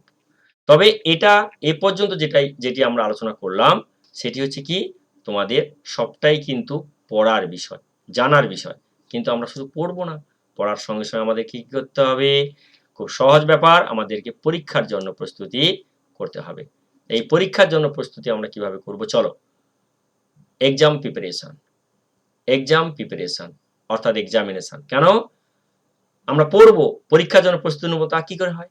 সেটা তো আমাদের করতে হবে। সুতরাং চলো, এক্সাম প্রিপারেশনের প্রথম যে পার্ট, সেটি হচ্ছে কি? Question framework. এখান থেকে কি ধরনের কোশ্চেন থাকতে পারে? হ্যাঁ, থাকতে পারে সত্য মিথ্যা, শূন্যস্থান পূরণ, থাকতে পারে একটি দুটি প্রশ্নের উত্তর দাও, থাকতে পারে স্তম্ভ মেলাও, অতি সংক্ষিপ্ত থাকতে পারে, আবার থাকতে পারে ব্যাখ্যামূলক, আর থাকতে পারে দীর্ঘ উত্তরধর্মী প্রশ্ন। দেখো কোন কোন বিভাগ থেকে এই অধ্যায় থেকে কি ধরনের প্রশ্ন থাকতে পারে সেটা একটুখানি আলোচনা করে নেওয়া যাক। প্রথমে বলি যে বহির্জাত প্রক্রিয়া ও তাদের দ্বারা সৃষ্ট ভূমিরূপ, এই অংশ থেকে মোট 6 নম্বরের থাকবে এমসিকিউ। তার মধ্যে কিন্তু নদী থেকেই তুমি তোমরা ধরে রাখো 1টি থেকে 2টি পাবে। এরপরে অতি সংক্ষিপ্ত 9টি, 1 9 9, মানে এখানে মিনিমাম 2টো নদী থেকেই থাকবে, তবে নদী থেকে 3 নম্বর। এরপরে 2 নম্বরের 1টি থেকে 2টি, 2 নম্বরের 1টি থেকে 2টি, তারপরে 3 নম্বরের অবশ্যই 1টি থাকবে, আর 5 নম্বরের 1টি তো থাকছে, 1টি মোটামুটি ধরে রাখো। তার মানে কি? তবে নদী হিমবাহ বায়ুর এই অংশ থেকে মোটামুটি 5 নম্বরের কোশ্চেন আসবে, 3 নম্বরেরও আসবে, 2 নম্বরেরও আসবে, আর বাকি 1 নম্বরের যেটা বললাম 2 থেকে 3টি 1 নম্বরের থাকবে, বাকি 2 নম্বরের 1 থেকে 2টি 2 নম্বরের থাকবে। তবে 3 2 5, আর এখানে 3 5 3 8, 5 13, অর্থাৎ কিনা মোটামুটি 5 নম্বরে যদি নদী থেকে আসে তখন অন্য কোনো অংশ থেকে নাও আসতে পারে। এই ক্ষেত্রে মোটামুটি আমাদের 5 নম্বর, 3 নম্বর, 2 নম্বর এবং 1 নম্বর কোশ্চেনের জন্য প্রস্তুত থাকতে হবে। চলো, এবারে আমি চলে আসি, তো কোশ্চেনগুলো নিয়ে জানলাম। এবারে আমরা পরীক্ষার ক্ষেত্রে খুব গুরুত্বপূর্ণ বিষয় নিয়ে আমি একটা আলোচনা করব আজকে। সেটি হচ্ছে কি, আমি বলেছিলাম যে এই ক্লাসটি একটা সুন্দর ক্লাস হতে যাচ্ছে, যে কারণে এর আগের ক্লাসে আমি বলেছিলাম, আমি আজকেও বলছি যে এই অধ্যায় থেকে, অর্থাৎ এই অধ্যায়ে তোমাদের এই অংশটিকে জানার দরকার নেই। এবারে দেখো, নদী, হিমবাহ, বায়ু, ক্ষয় এবং সঞ্চয়জাত ভূমিরূপ। এই অধ্যায় থেকে সাধারণত কি ধরনের কোশ্চেন থাকে? নদীর ক্ষয় সঞ্চয়, হিমবাহের ক্ষয় সঞ্চয়, আর বায়ুর ক্ষয় সঞ্চয় মোটামুটি। তার সঙ্গে আর 2-1টি কোশ্চেন একটু এদিক সেদিক থাকে, সেটা আমরা আলোচনা করে নেব। কিন্তু এই কোশ্চেনগুলোকে আমরা লিখবো কি করে? এক্ষেত্রে পর্ষদের নির্দেশ কি? পর্ষদ কি ধরনের প্রশ্ন আশা করছে পরীক্ষার্থীর কাছ থেকে, সেটা নিয়ে একটুখানি আলোচনা করে নেব। প্রথমে আমি যেটা নিয়ে আলোচনা করব সেটি কি, উত্তর হবে যথাযথ পয়েন্ট ভিত্তিক। প্রতিটি পয়েন্টের আলোচনা করার জন্য অবশ্যই তোমাদের স্কেচ, ছক বা ছবি দেওয়া জরুরি, এবং প্রশ্ন অনুযায়ী উদাহরণ দেওয়া আবশ্যিক। এরপরে আমরা যে গুরুত্বপূর্ণ বিষয়টি নিয়ে আলোচনা করব, যে নম্বর বিভাজন, অর্থাৎ কিনা নদী, হওয়া, বায়ুর এই অধ্যায় থেকে যে প্রশ্নগুলি সাধারণত আসে বা আমরা দেখেছি আমাদের অভিজ্ঞতা থেকে, যে নদী, হিমবাহ, বায়ুর ক্ষয় বা সঞ্চয় কার্যের ফলে গঠিত প্রধান প্রধান ভূমিরূপ আলোচনা করো। সেক্ষেত্রে অনেক ছেলে মেয়েদের মধ্যে ধারণা থাকে কি, যে আমাকে সবকটা ভূমিরূপই লিখতে হবে।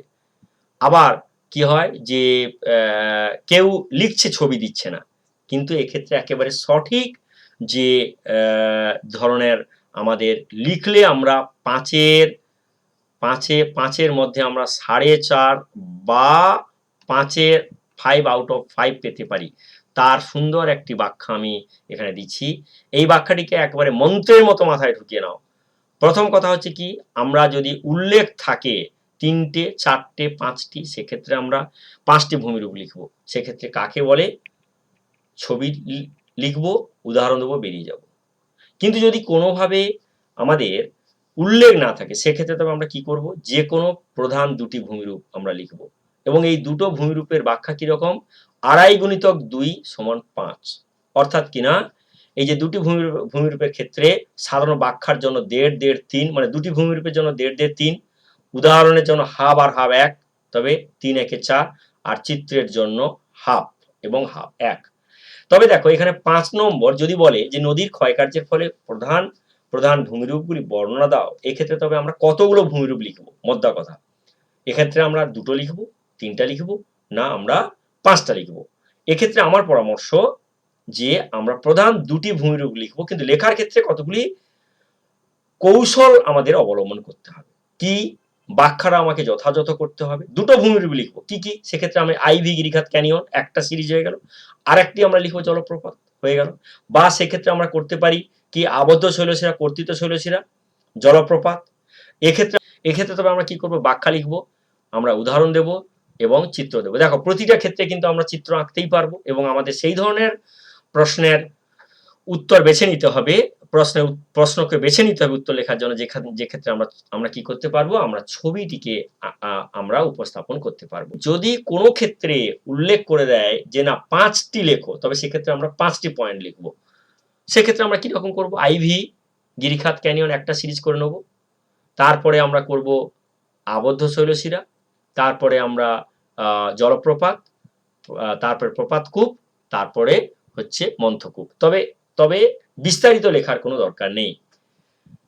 এক্ষেত্রে শুধু আমরা কাকে বলে লিখব, উদাহরণ দেব, কাকে বলে লিখব, উদাহরণ দেব এবং ছবি দিয়ে বেরিয়ে যাব। পরে যদি কোনো ক্ষেত্রে এরকম হয় যে 2 নম্বর 3 নম্বরের ক্ষেত্রে, আমরা সেক্ষেত্রে 2 এবং 3 নম্বরের জন্য আমরা 3টি পয়েন্ট, 2 নম্বরের ক্ষেত্রে 2টি পয়েন্ট আমরা ব্যাখ্যা করব। আমি চলে আসি তবে যে আমরা কিভাবে লিখব, পর্ষদ কি ধরনের বলছে, কি ধরনের লিখলে আমরা নম্বরটা পেতে পারি, তার ব্যাখ্যাটা আমি করে দিলাম। এরপরে আমি চলে আসছি, দেখো কি কোশ্চেনস অ্যান্ড গাইডিং কনসেপ্টের আরেকটি লেখার স্টাইল।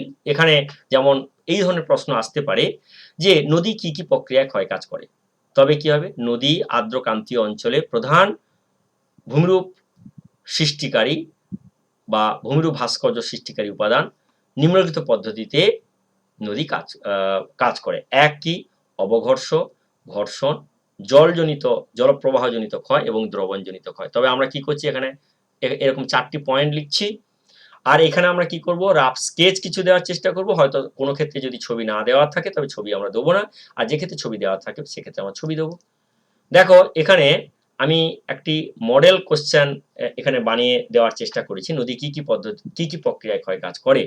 ভূমিরূপ ভাস্কর্য সৃষ্টিতে সর্বাধিক নদীর ভূমিকা গুরুত্বপূর্ণ। জলের পরিমাণ, শিলার প্রকৃতি প্রভৃতি বিষয়ের উপর নদীর ক্ষয়কাজ নির্ভর করে।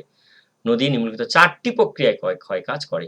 এক কি? অবঘর্ষ। কাকে বলে? নদীবাহিত পদার্থ এবং নদী উপত্যকাস্থিত শিলার মধ্যে পরস্পর সংঘর্ষের ফলে যে ক্ষয় হয় তাকে বলা হয় অবঘর্ষ। দেখো এখানে একটি সুন্দর একটা গ্রাফ বা ডায়াগ্রাম বা ফ্লো ম্যাপ বানানোর চেষ্টা করেছি। অবঘর্ষ প্রক্রিয়া ইকুয়াল টু নদীবাহিত পদার্থ সংজ্ঞা, তবে অ্যারো সাইনটা আমরা দিয়ে দেবো, আর নদী উপত্যকা স্থিত শিলা, বা ওইখানে এই যে দুটি আমরা এখানে উপত্যকা এবং উপত্যকা, এখানে আমরা আগের যে ছবিটি আমরা দেখেছিলাম সেই ছবিটিকে এখানে আমরা আঁকতে পারি।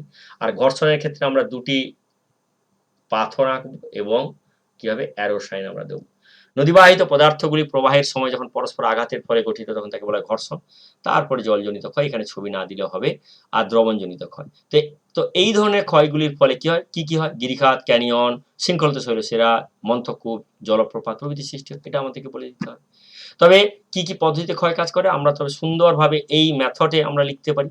আবার দেখো কোনো ক্ষেত্রে আমরা যদি পার্থক্য মনে করি যে পার্থক্য লিখতে হবে, কি হচ্ছে যে এখানে আমি কি লিখবো? পার্থক্যের বিষয়, ভালো করে বোঝো, বিষয়। এরপর আমি এখানে কি লিখলাম? মনে করো যে গিরিখাত এবং ক্যানিয়নের পার্থক্য লিখব। তবে এখানে আমরা লিখবো কি? গিরিখাত, আর এখানে লিখবো ক্যানিয়ন। এরপরে আমরা কি লিখবো? কাকে বলে? প্রথমে সংজ্ঞা লিখবো। ভি আকৃতি নদী উপত্যকা আর্দ্রক্রান্তীয় অঞ্চলে যখন সৃষ্টি হয়, শুষ্ক অঞ্চলে যখন সৃষ্টি হয়। আই আকৃতি নদী উপত্যকা, এটা ভি, বা কোনো ক্ষেত্রে আইও হতে পারে। এক্ষেত্রে কি হয়? প্রকৃতি সাধারণত এটি সংকীর্ণ, সরু হয়, আর এটা কি হয়? অত্যন্ত সংকীর্ণ হয়, গভীর এবং দীর্ঘ হয়, অত্যন্ত সংকীর্ণ হয়। আর কি হয়? প্রচন্ড গতির জন্য নিম্নমুখী ক্ষয়ের ফলে হয়, আর এখানে বৃষ্টিহীনতার জন্য এই ক্যানিয়নের সৃষ্টি হয়। বাকি উদাহরণ এবং আমরা ছবিটা আঁকবো, আর ছবিটা আঁকলেই আমাদের তবে এখানে যদি 3 থাকে বা 2 থাকে, 3 এর 3 বা 2 এর 2 আমরা কিন্তু একেবারে নিশ্চিত করে বলতে পারি। এখানে তার আরেকটি মডেল আমি এখানে করে দেওয়ার চেষ্টা করেছি। তোমরা এখান থেকে ভিডিওটিকে পজ করে, টিউটোরিয়ালটিকে পজ করে একটুখানি দেখে নেওয়ার চেষ্টা করবে। এরপরে চলো পরবর্তী যে কোয়েশ্চেন, এরকম ধরনের কোয়েশ্চেন আসতে পারে। এখানে রাইটিং প্রসেস কি কোয়েশ্চেনস অ্যান্ড গাইডিং কনসেপ্টের আরেকটি গুরুত্বপূর্ণ প্রশ্ন নিয়ে, যেটি হচ্ছে জলপ্রপাত কিভাবে সৃষ্টি হয়, ভৌগোলিক কারণ ব্যাখ্যা করো।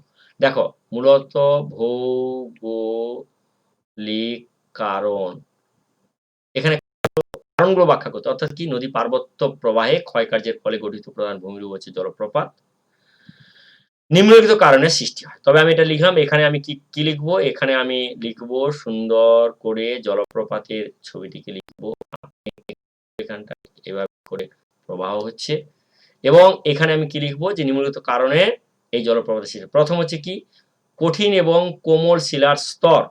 দেখো ভালো করে বোঝার চেষ্টা করো, কঠিন এবং কোমল শিলার স্তর। নদীর প্রবাহ পথে যদি কঠিন এবং কোমল শিলা পরস্পর অবস্থান করে, কঠিন শিলা কি হয় অপেক্ষা কোমল শিলা দ্রুত ক্ষয় হয়। এর ফলে কি হয়, কোমল শিলা খাড়াভাবে নিচের দিকে নামতে থাকে নদীর ক্ষয়কার্যের ফলে, এবং একটা সময় জল উপর থেকে নিচে পড়তে পড়তে জলপ্রপাতের সৃষ্টি হয়। আবার আরেকটি কারণে হতে পারে, কোনো কোনো অংশে নদীবক্ষে যদি চ্যুতির সৃষ্টি হয়, সেক্ষেত্রেও জলপ্রপাতের সৃষ্টি হতে পারে। চ্যুতি অর্থাৎ চ্যুতির সৃষ্টি হলে তখন নিচের দিকে নেমে গিয়ে হঠাৎ করে জলপ্রপাতের সৃষ্টি হতে পারে। আবার যদি এক্ষেত্রে ২ নম্বর থাকে, তবে আমরা এই ধরনের দুটো পয়েন্ট লিখবো। যদি কোনো ক্ষেত্রে মনে হয় যদি ৩ নম্বরে থাকে, তবে এক্ষেত্রে কিন্তু ৩টি কোশ্চেনের পয়েন্ট, ৩টি আনসার, ৩টি পয়েন্ট লেখা বাধ্যতামূলক। অর্থাৎ তবে কি, হিমবাহ উপত্যকা অঞ্চলে মধ্য দিয়ে নদী প্রবাহিত হলে ঝুলন্ত উপত্যকার যদি সৃষ্টি হয়, সেক্ষেত্রেও তবে জলপ্রপাতের সৃষ্টি হতে পারে। তো এই যে বিভিন্ন কারণগুলির কথা বললাম, এই কারণগুলির ফলে জলপ্রপাতের সৃষ্টি হয়। এরপরে চলো আর বেশি সময় নেব না, এরপরে যেটি আমরা আলোচনা করব আরেকটি গুরুত্বপূর্ণ বিষয়, সেটি হচ্ছে কি বড় প্রশ্ন, অর্থাৎ কিনা তোমরা যার জন্য অপেক্ষা করছো ৫ নম্বরের প্রশ্ন। এই ৫ নম্বরের প্রশ্ন কি, নদীর ক্ষয়কার্যের ফলে গঠিত ভূমিরূপ। দেখো আমাদের লিখবো কিভাবে, ঠিক এই রকম ধরনের প্যাটার্নে লিখবো আমরা।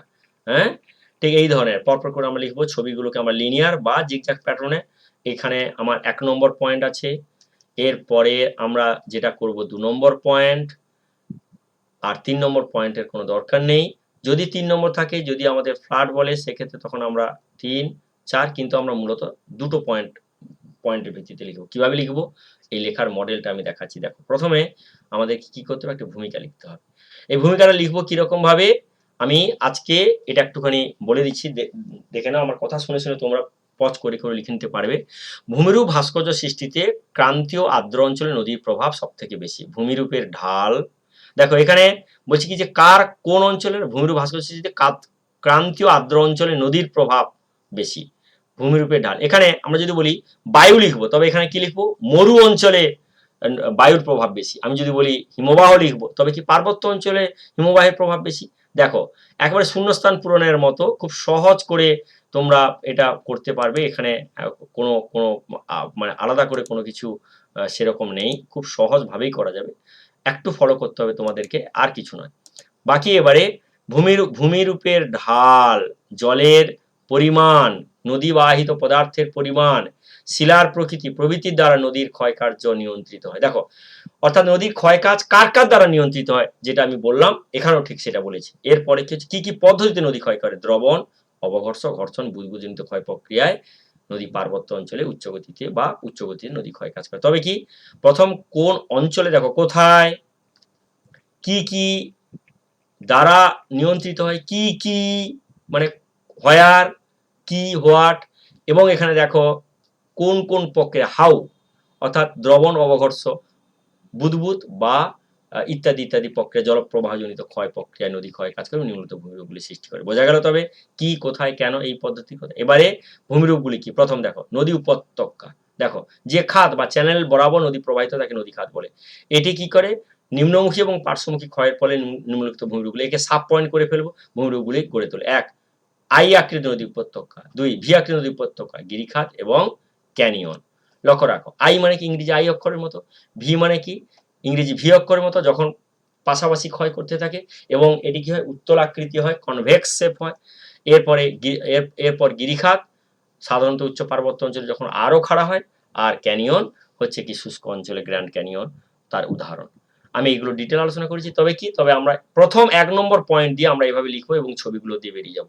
এরপরে জলপ্রপাত অর্থাৎ নদীর দৈর্ঘ্য বরাবর উচ্চ অংশ থেকে জলের উলম্ব পতনকে vertical drop of water enormous volume from a great height in the long profile of the river.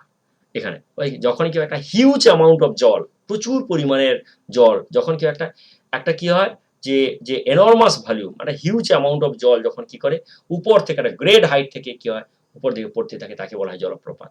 এবারে এর উৎপত্তির কারণ আমি বলে দিয়েছি এর আগে উৎপত্তির কারণ, সেই উৎপত্তির কারণগুলোকে আমরা এখানেই লিখে ফেলবো 1 2 3 4 করে, এবং এর উদাহরণ দেবো, ছবি দেবো, আমরা বেরিয়ে যাব। তো এছাড়াও উপসংহার আমাদের লিখতে হবে। উপসংহারটা দেখো এখানে লক্ষ্য রাখো। উপসংহারে কি হচ্ছে? মন্থকূপ, পাঞ্চপুল, কর্তিত শৈলশিরা, শৃঙ্খলিত শৈলশিরা, এছাড়াও পার্বত্য প্রবাহের ফলে নানা ধরনের ভূমিরূপ সৃষ্টি হয় ইত্যাদি ইত্যাদি। তার মানে কি, তবে এখানে ভূমিকা লিখলাম, প্রধান 2টি ভূমিরূপ আলোচনা করলাম। এই ভূমিরূপগুলি আলোচনার ক্ষেত্রে খুব বাধ্যতামূলক। 2টো ভূমিরূপ যখন আমরা করব, পরীক্ষক নম্বর দিতে বাধ্য হবেন। আমরা এইভাবে লিখব, মিনিমাম 2টো ছবি আমাদেরকে দিতে হবে, সেই ধরনের কাকে বলে লিখতে হবে, উদাহরণ এবং কিভাবে সৃষ্টি হয়, ব্যাস। এক্ষেত্রে আমরা ম্যাক্সিমাম এই উত্তরটি লেখার জন্য 2 থেকে 2.5 3 পাতা ম্যাক্সিমাম আমরা ব্যবহার করব, এর থেকে বেশি নয়। তো আজকে তবে আমি বলেছিলাম যে নদীর ক্ষয়কার্যের ফলে গঠিত ভূমিরূপ আলোচনা করো এবং তার সঙ্গে তার রিলেটেড কিছু কোশ্চেন আনসার বা প্রশ্নের উত্তরও আমি আলোচনা করে দিলাম। এরপরে আমরা যেটা আলোচনা করব পরবর্তী ক্লাসে, সেটি হচ্ছে নদীর সঞ্চয় কার্যের ফলে গঠিত ভূমিরূপ ও তার চিত্র সহ বিবরণ দাও। এটি আমরা আলোচনা করব। আশা করি তোমাদের এই ক্লাসটি ভালো লাগছে। যদি ভালো লাগে, তোমাদের বন্ধুদের কাছে এগুলোকে শেয়ার করো, আর এই চ্যানেলটিকে অবশ্যই সাবস্ক্রাইব করো। কেন? যে আরো প্রত্যেকটি বিষয়কে একবার সুন্দরভাবে ব্যাখ্যা করার জন্য, তোমাদের জানার জন্য, পরীক্ষায় ভালো নম্বর পাওয়ার জন্য এটি অত্যন্ত সহায়তা করবে, সাহায্য করবে বলে আমার মনে হয়। যদি মনে করো যে এই চ্যানেলটিকে জানানো, সাবস্ক্রাইব করা দরকার আছে, তবে অবশ্যই করো। যদি মনে করো যে না, তুমি নয়, তুমি যেমন জানবে, তোমার বন্ধুরও সাহায্য হবে, সেক্ষেত্রে খুব যত দ্রুত পারো তোমরা তোমার বন্ধুদের মধ্যে এটিকে শেয়ার করে জানিয়ে দাও। সবাইকে তবে ধন্যবাদ জানিয়ে আজকে শেষ করছি। তোমাদের হোমওয়ার্ক থাকছে এই কয়েকটি, অর্থাৎ যে কোশ্চেনগুলি আমি আলোচনা করলাম, সেই কোশ্চেনগুলি তোমরা খাতা তৈরি করবে, খাতাতে খুব সুন্দর করে প্রতিটি কোশ্চেনের আনসার লিখবে এবং তার উত্তরগুলোকে লিখে ফেলবে আর পড়তে থাকো। আমি কথা দিচ্ছি, তোমাদের একটু লেট হয়ে গেছে বিভিন্ন কাজের কারণে, কিন্তু তোমাদের কথা দিচ্ছি যে তোমরা সুন্দরভাবে ভূগোল বিষয়ে ১০ম শ্রেণীতে ভালো নম্বর পাওয়ার জন্য তোমাদের এই ধরনের পড়াশোনা বা এই ধরনের ইনস্ট্রাকশন একটু যদি ফলো করো, অবশ্যই তোমাদের সাহায্য করবে। সবাই ভালো থেকো, মন দিয়ে পড়াশোনা করো। আবার পরের ক্লাসে দেখা হবে। সবাইকে ধন্যবাদ জানিয়ে এখানেই আজকের ক্লাস শেষ করছি। সবাই ভালো থেকো।